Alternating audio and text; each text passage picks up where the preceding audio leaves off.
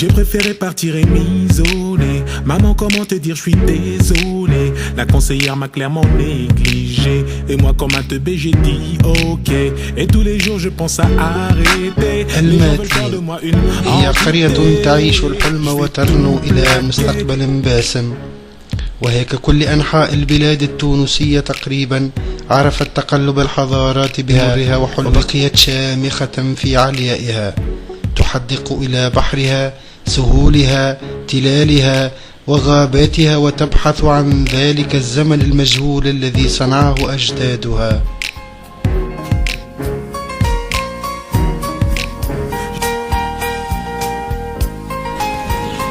انطلق سفرنا من قلب القرية النابض بالحياة، حيث لا زالت العصافير تسمع زقزقاتها. من هذا المكان كان يمر الوادي الأزرق الذي يشتر المدينة إلى نصفين متقابلين، حومة الأندلسيين وحومة الأتراك العثمانيين.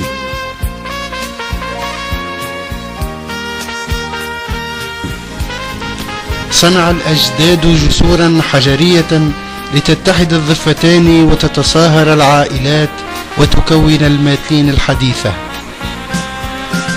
هذا المكان يسمى عين البلد، وهذه العين الطبيعية التي لا زال ماؤها الطيب كما في الماضي ينساب شتاء وصيفا، ينعش الأجساد ويزيد من شجاعة القلوب كما قال كبار القرية.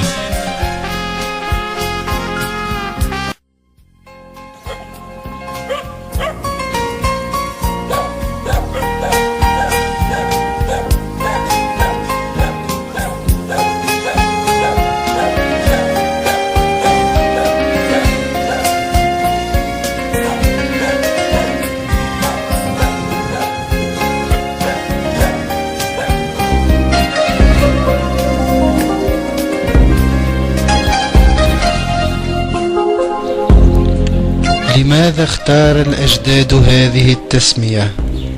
لمعرفة الجواب اخترنا أن نسأل سكان هذه القرية. كانت الإجابات قصصا متنوعة لا تخلو من الطرافة في بعض الأحيان.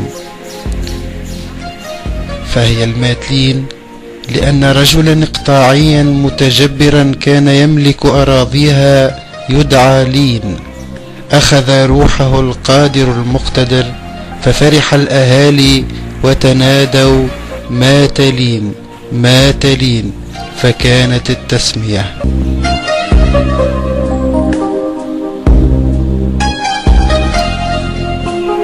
وهي الماتلين لأنها تعني ماء التلين أو الجبلين.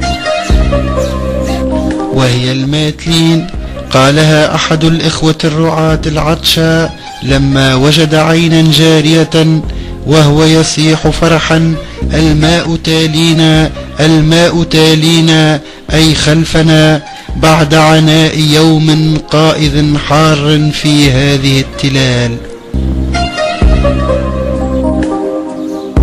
أما المراجع التاريخية فهي شحيحة ولا تبرز هذه التسمية إلا مع بداية القرن السادس عشر أو السابع عشر ميلادي.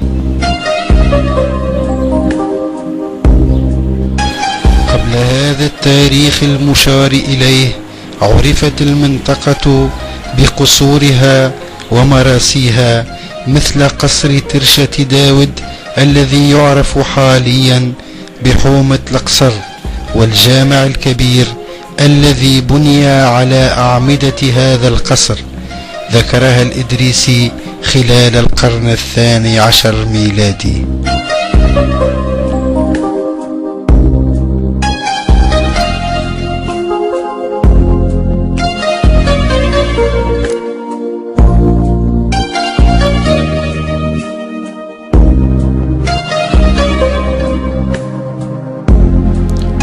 أما الأطروحة التي يتبناها الدكتور عزالدين جلوز والتي تفيد أن تسمية الماتلين قد عرفت مع قدوم المستوطنين من الجنود المتقاعدين من الانكشاريين، والحرفيين من العملة الموريسكيين تم اختيارها لأنها تذكرهم بموطنهم الأصلي،